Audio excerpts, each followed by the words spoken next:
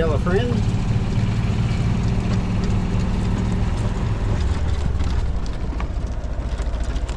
Yeah, I'm going to show you what I got to do over here. Another reason why I brought the excavator on over. Mainly it needed ran. It needed ran, and then I got these logs and stuff to finish up milling before I put the mill in for the winter. Yeah, that hickory stuff, I'll be putting them on the pile. But I told the neighbor, like I say, the property line is going basically right straight through here. And the neighbor, when I told him I was going to bring the mill over and set it up over here, he went ahead and cleared a spot off. Normally that's in the shade, and excuse me, and cleared a spot off there for me. And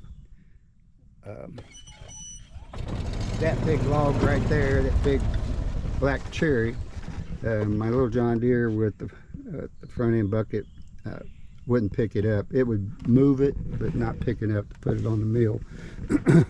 So when plans are, I told him, the neighbor, I says, I'm gonna get over here, maybe end of this week or next week or whatever, and I'm gonna go ahead and mill the rest of this stuff up, and I can set that right on the mill with the excavator.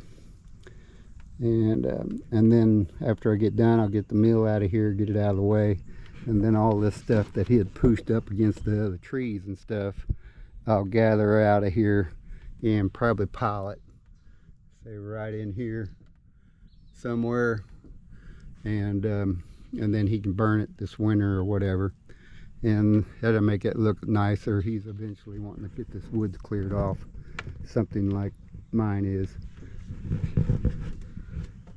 So yeah, yeah, when I bought this place, you couldn't walk through there, mainly the briars and the undergrowth. Couldn't walk through there, so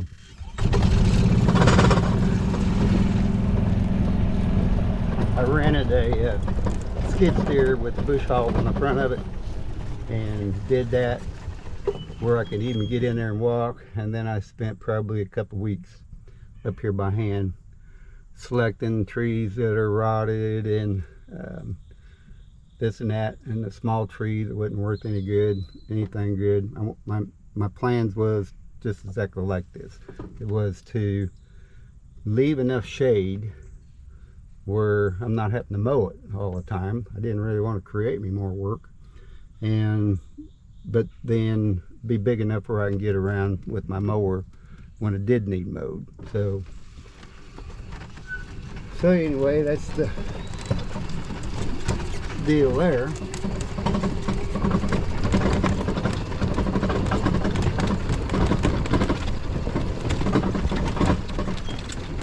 And there's the bridge operation from my place over here, and they should be more or less getting ready, like it did the update there Sunday, that they had some final tie-ins and forms and stuff to do on this end, as you see in the video, or go back and look at it.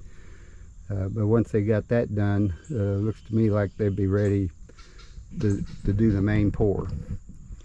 And I see they got a crane down. I don't see the mast of the other crane, and the superintendent or foreman told me last week that that crane was going to go out. It was sitting on the other side of the creek, and said that crane was going to be going out this week. So I say that's probably what they're doing, if they didn't do that already yesterday, is took it apart and got it back out of there and got back to the yard.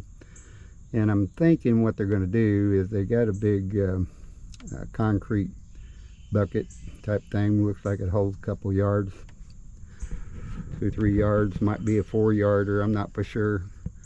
And I'm thinking that's how they're going to pour. They'll have the concrete trucks come down there and they'll fill that, and then they'll be able to swing out there with the crane and dump it, and because they can't get a truck out that far anyway. So I say that's how they're going to do that top All right, well, I better get to work. Better work on them cylinders there and see if I can get them apart and be up there on the rollback, and see if it'd be a simple thing like just replacing the O-rings and being able to get sizes and mic it and get sizes and see if I can get O-ring kit. The thing about a cylinder is hydraulic cylinder, there's usually a reason why those seals packings go bad. So more or less a lot of times it's just age. And another thing is, if you got any moisture at all got into the system with not being used for a long period of time, which that particular item back there hasn't been used for a long time, so it could have been a spot there at the top that you got condensation on the inside of any metal thing. You got condensation of heat and cold, and I'd say that's probably what happened to that. Is once I get it apart, I'll probably find inside the bore there where it rusted, and the very first time you use it, you know, of course you run that O-ring across the rusted spot, dry spot, or whatever, it's going to tear that O-ring up. So looks like we've got a helicopter coming in.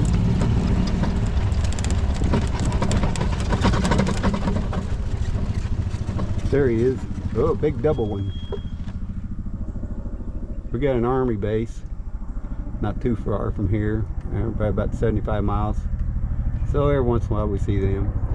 Up here in Alaska, we was at Fairbanks, when we was working up there, there was an Army base there in Fairbanks, and then there was a Air Force base out there at Eielson, which is on the other side of North Pole.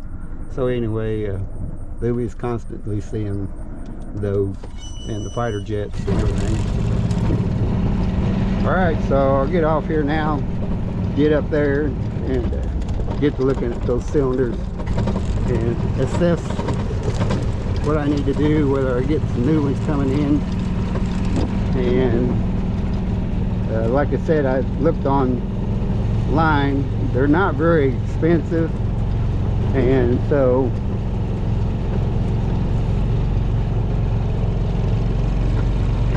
it might be the issue that I'll just go ahead and get new ones, and then the new owner won't have to worry about it.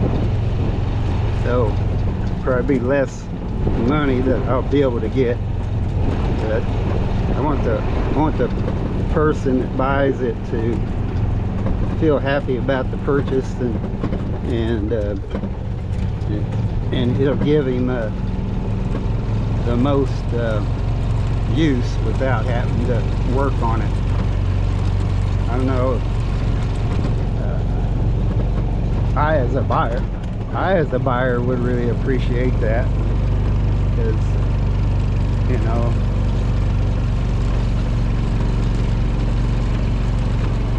somebody just half butted or whatever, just more or less throw it together and then break down the very first time you use it. So that's what we don't want.